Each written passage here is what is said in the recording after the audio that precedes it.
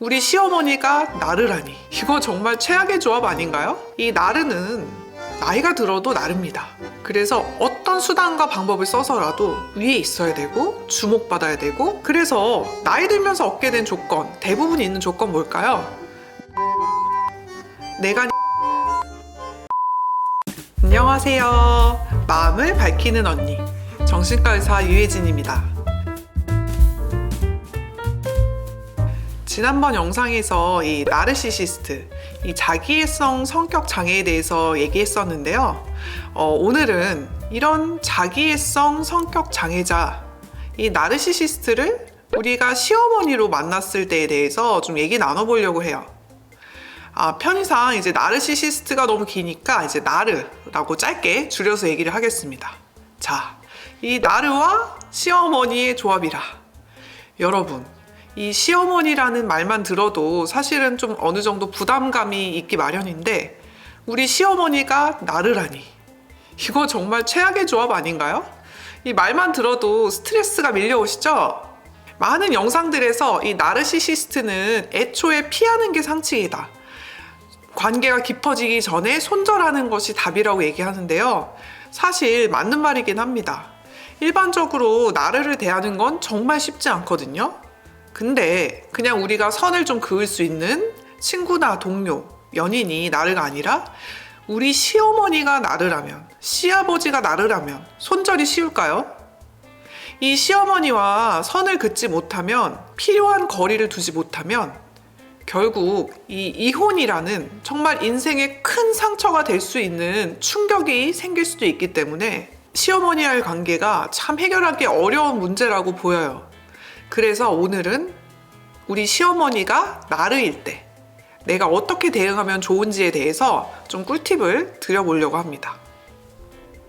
이 나르시시스트는요, 한마디로 좀 인격 성숙이 덜 돼서 자기 중심성이 과도한 인격 장애 유형이에요. 그래서 나르가 어떤 사람인지 궁금하시면 좀 지난번 영상, 왕의 DNA 영상 참고해 보시면 도움이 될 것 같습니다.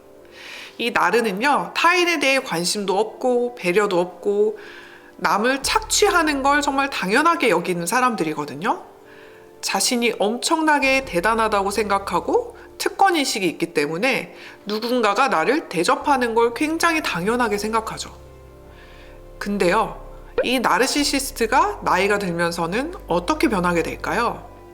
이 젊은 나르는요, 나의 좀 젊은 몸, 멋진 외모, 왕성한 경제활동, 사회적인 지위나 성취, 이런 것들을 통해서 자기 중심성과 특권의식을 유지하려고 해요. 만약 가진 게 없다면 난 앞으로 이렇게 엄청난 가능성이 있는 사람이다, 이런 미래의 가능성이라도 내세우고 과시를 하죠. 이게 바로 젊은 나르의 전략입니다. 그런데요, 나이든 나르의 전략은 좀 달라요. 객관적으로 조건이 젊은 친구들과는 좀 달라지기 때문이죠. 이 나이가 들게 되면 아무래도 신체적인 기능도 좀 쇠퇴하고 외모도 젊었을 때보다는 조금 덜 아름답게 느껴질 수 있고, 또 인간관계도 그렇게 왕성하지가 않고, 또 세상의 중심, 좀 윗자리에서는 약간 밀려나서 좀 젊은 사람들을 서포트하는 그런 자리로 가게 되잖아요.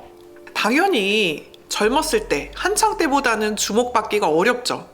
이런 과정에 대해서 좀 서글플 때도 있고 소외감도 느끼지만, 대부분의 사람들은 이 과정을, 나이 드는 과정을 좀 자연스럽게 받아들이고, 또 내가 삶에서 살아오면서 얻은 이 지혜와 내 삶의 그 경험에서 기쁨과 보람을 느끼기도 하죠.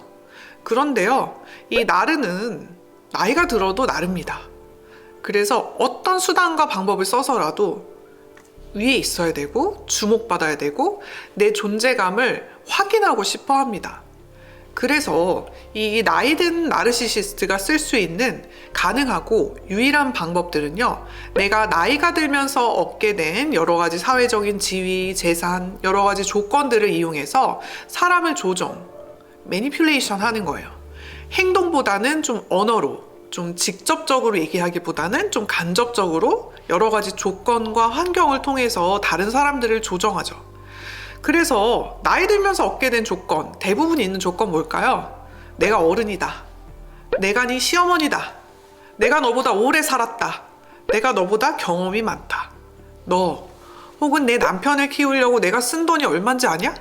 내가 널 어떻게 키웠는데, 내 인생 다 바쳐서 키웠는데, 나 이제 10년, 20년 있으면 죽을 건데, 이렇게 죽을 날 얼마 안 남은 나한테 어떻게 이럴 수가 있냐, 뭐 이런 것들이죠. 여러분, 근데요, 이런 나르의 말은요, 정말 힘이 커요. 왜냐하면 이런 말들이 자식에게 할 수 있는 굉장히 큰 저주거든요. 그래서 자식된 도리를 자극하고 또 죄책감도 자극하고요. 또 상대방의 부끄러움이나 열등감을 이용해서 내가 원하는 대로 상대방을 조종하는 거죠. 최종 피해자가 며느리, 또 요즘에는 사위가 되는 경우도 많죠. 이 나르 시어머니, 나르 시아버지는요, 아들이나 며느리를 자기가 원하는 틀에 맞추려고 하는데요. 그 정도가 여러분의 상식 그 바깥입니다. 일반적으로는 결혼을 하면 이 시댁 어른이나 아들 부부가 서로 각자의 가정에 그런 라이프 스타일이 있고 서로 여러 가지 관점들을 좀 맞춰 나가게 되는 건데요. 장기적으로 볼 때는 이렇게 서로가 맞춰 나가는 과정이 있어야만 서로 기분 좋고 건강한 관계가 형성이 되는 거잖아요. 근데 이 나르 시어머니는요, 자녀 부부가 일방적으로 나한테 다 맞추길 바래요. 부부가 이런 문제 상황에 대해서 좀 대화를 시도하거나 뭐 불편감을 얘기하면 그냥 찍어 눌러버리거나 말을 자르거나 버릇없다고 하면서 결국에는 대화를 안 합니다. 이 대화를 거부하는 과정에서도 너 버릇없잖아, 너 이게 뭐야 하면서 남 탓, 며느리 탓, 아들 탓을 하는 거죠. 병원에 이 나르시스틱한 시어머니와의 관계 때문에 상담 오셨던 분들이 이 공통적으로 하는 호소가 뭐냐면요, 우리 어머니하고 대화가 안 돼요. 소통이 안 되는 거예요. 이 나르시시스트 시어머니가 원하는 것은요, 문제 해결이 아니라 그냥 내가 원하는 대로 맞춰줘, 내 말을 따라줘, 이거기 때문에 대화를 거부를 하는 거니까요. 여러 가지 가정의 상황에 따라서 이 시어머니의 양상은 다양하겠지만, 오늘은 좀 TV에서도 화제가 되고 있는 이 요리 연구가이신 빅마마 이혜정님 경우를 좀 얘기를 해보려고 해요. 이혜정님이 여러 TV 프로그램에서 자기 시집살이 얘기를 많이 해주셨거든요. 저도 참 재밌게 봤는데요. 그분의 한 맺힌 이야기 속에 이 나르시스틱한 시어머니의 예시로 들만한 일화가 참 많더라고요. 첫 번째로 편갈르기입니다. 이혜정 씨 시댁은 의사 집안이에요. 이 남편부터 시아버지, 시어머니, 시누이까지 다 의사였는데 신혼 첫날부터 시어머니께서 이혜정 씨 밥은 다른 가족들 밥을 전부 다 뿌고 나서 주걱에 남아있는 밥풀을 긁어 모아서 줬다고 하더라고요. 심지어 이 다른 가족들이 먹다 남은 반찬 찌꺼기를 이혜정 씨 밥그릇에 부어주면서 양념도 아까운 거라고 다 먹으라고 하셨다네요. 정말 어이가 없죠? 이혜정 씨가 난 이런 밥 먹고 싶지 않다고 얘기한 뒤에는요, 거의 1년 가까이 투명인간 취급을 하셨다고 해요. 이런 모습은 며느리도 사실은 귀한 남의 집 딸인데 마치 이제 하인 취급하면서 이런 나의 다른 가족들과 며느리를 스플리팅 시키는, 분열시키는 이런 나르시스틱한 시어머니의 전형적인 행동 패턴으로 볼 수 있어요. 이 나르들이 가장 많이 쓰는 전략이 편가르기, 이 스플리팅이거든요. 이 차별을 통해서 한쪽에는 특권과 보상을 주고 다른 쪽에는 차별과 결핍을 주면서 양쪽을 나누고 이 양쪽 모두를 내 입맛에 맞게 휘두르는 거죠. 제가 지난 영상에서 나르시스틱한 부모의 유형이 두 가지다라고 말씀드렸어요. 근데 이 이혜정님 시어머니는 자식과 나를 마치 한 덩어리로 인식하는 그런 케이스로 보여요. 정말 나르인 내가 잘나고 특별한 만큼 내 자식도 엄청난 특권을 가진 특별한 존재라고 생각하는 것 같거든요. 동시에 며느리는 우리 남편에게는 정말 범접할 수도 없는 아주 낮은 존재로 평가하려고 하죠. 이런 너와 나의 격차, 이 수준 차이가 있어야지 이 특권이라는 게 만들어지니까요. 그런데요, 나르들의 이런 판단이 사실은 객관적이지 않은 경우가 굉장히 많습니다. 이 나르가 시어머니인 경우에는 내 아들은 되게 높게 평가하고 며느리는 되게 낮게 평가하면서 깔아뭉개려고 하는데, 이 시어머니 말이 진짜 웃긴 게요, 이혜정 씨한테 내 아들이 너랑 결혼하지 말았어야 됐다, 다른 의사 집안 딸이랑 결혼시켰어야 했다, 난 네가 있는 집 딸이라 싫다 라는 말까지 하셨다네요. 이런 식으로 정말 며느리를 부족한 사람으로 만들어요. 이희정 씨 시어머니가 뭐 속으로야 의사 며느리 보고 싶었을 수도 있겠죠. 그런데 이미 결혼했는데 이런 생각을 며느리한테 직접적으로 말로 한다는 게 아들 부부의 결혼 생활에 안 좋은 영향을 줄 수 있다는 생각, 아들 부부 사이가 나빠지고 심지어 결혼 생활이 깨질 수도 있다는 그런 생각을 전혀 안 하는 거예요. 배려나 공감이 없는 거죠. 그러니까 이런 말을 막 하실 수 있는 거고요. 제가 보기에는 이 며느리에 대한 평가 기준마저도 무논리입니다. 전혀 논리적이지도 않고 객관적이지도 않아요. 이 이혜정님 아버님이 유명한 기업인이시거든요. 굉장히 부잣집 딸이어서 이혜정 씨한테 이 친정의 경제력, 이 부잣집인 거는 누가 봐도 좋은 조건이죠. 근데 이 시어머니는 이것마저도 부정해버리고 있는 거예요. 나는 네가 있는 집 자식인 것도 싫다. 네, 그럼 어쩌라는 거죠? 뭐 네가 의사가 아니라 싫다는 거는 뭐 네 조건이 부족해서 싫다는 거잖아요. 그리고 네가 있는 집 딸이어서 싫다는 건 네 조건이 또 좋아서 싫다는 거잖아요. 결국 이 이혜정님의 장점과 단점 모든 걸 다 부정하고 깔아뭉개버리는 말인 거죠. 부족한 것도 싫고 잘난 것도 싫고. 그럼 이혜정님은 어떤 장단에 맞춰서 어머니를 대해야 된다는 걸까요? 이 이혜정 씨가 이 허리 디스크 때문에 큰 수술을 하신 적이 있다고 하는데 이 병원에서도 수술 후에 절대 안정하라는 시기에 이 시어머니가 김장을 시켰다고 합니다. 충격적이죠. 문제는 또 이분 시어머니가 일반인이 아니라 의사라는 거죠. 모를 리가 없죠. 디스크 수술하고 김장하는 게 얼마나 위험한지. 정말 착취적이고 잔인하기까지 한 행동이죠. 이렇게 나르시스틱한 시어머니들은요, 며느리한테 갑질을 많이 합니다. 이 나르들의 가장 전형적인 행동 패턴이 갑질이잖아요. 네가 감히? 어딜 감히? 이런 건데 묻지도 따지지도 않고 내 말 들으라는 거죠. 사람을 하인처럼 부리는 거고요. 착취하는데 전혀 미안함, 죄의식이 없어요. 가족 안에서도 이런 갑질이 이어진다면 이 갑질을 당하는 사람의 인격은 정말 처참하게 무너질 수밖에 없겠죠. 사실요, 정말 억울한 건요, 우리 시어머니가 나르인 걸 알고 결혼을 선택한 분은 없을 거예요. 나도 시어머니한테 좀 사랑도 받고 싶고 인정도 받고 싶어서 맞춰보려고 여러모로 노력하다가 여러 일을 겪고 마음의 상처를 다 받고 나서야, 그때서야 내가 겪는 상황이 이런 일반적인 시어머니와 며느리와의 갈등이 아니구나, 이 비로소 느끼시는 분들이 많습니다. 그러면 여러분 어떻게 해야 됩니까? 그냥 이혼해야 되는 거예요? 과연 방법이 있는 걸까요? 많은 분들이 얘기하듯이 이 나르는 손절만이 답일까요?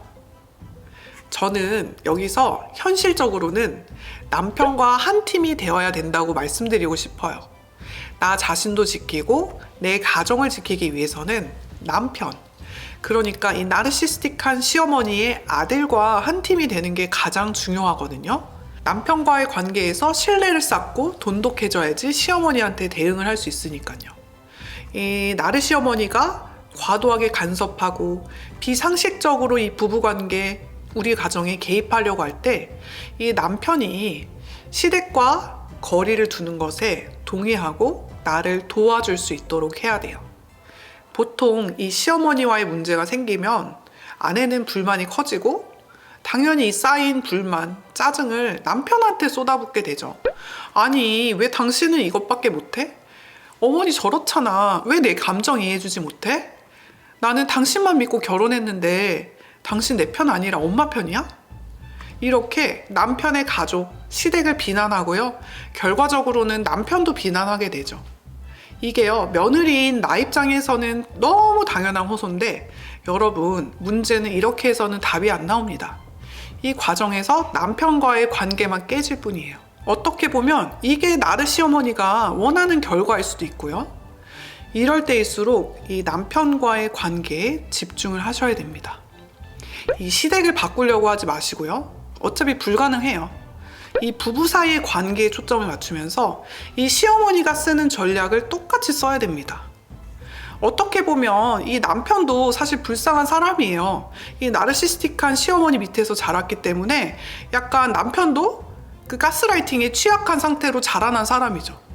그러니까 이 남편도 어떻게 보면 피해자다, 이런 마음을 좀 가져보는 게 좋겠고요. 이 남편을 비난의 대상이나 나의 짜증을 푸는 대상으로 삼으면 답이 안 나와요. 시어머니가 쓰는 전략을 똑같이 쓰라고 하셨죠? 스플리팅. 결국에는요, 어떻게든 남편과 한 팀이 되셔야 됩니다. 시댁을 바꾸려고 하지 마시고요. 이 시월드와의 관계보다 우리 남편과 대화를 하고 남편과 나의 가치관을 맞춰가는 게 훨씬 중요해요. 그것밖에 방법이 없어요. 때때로 좀 욱하죠. 남편에 대한 원망도 올라오고 왜 이것밖에 못하지? 좀 화가 날 수도 있겠지만 내 가정을 지키기 위해서는 인격 수양이 필요합니다. 내 남편도 피해자다. 내 남편도 평생을 가스라이팅 당하면서 살아왔구나 생각하면서 좀 불쌍하게 생각을 해주시고, 너무 힘들면 저와 같은 정신과 의사와 상담하면서 좀 마음을 다스려 주실 필요도 있어요. 그런데요, 또 이런 노력만으로는 안 되는 경우도 있어요. 이게 정말 최악의 경우인데, 이 남편이 시댁에서 정신적, 경제적으로 독립이 안 된 상태일 때죠. 이거는 정말 극복이 어렵거든요. 그래서 여러분, 아직 결혼 안 하신 분들은 이 결혼 전부터 남편이 시댁으로부터 정신적으로, 특히 또 경제적으로 독립이 된 상태인지를 보시는 게 굉장히 중요해요.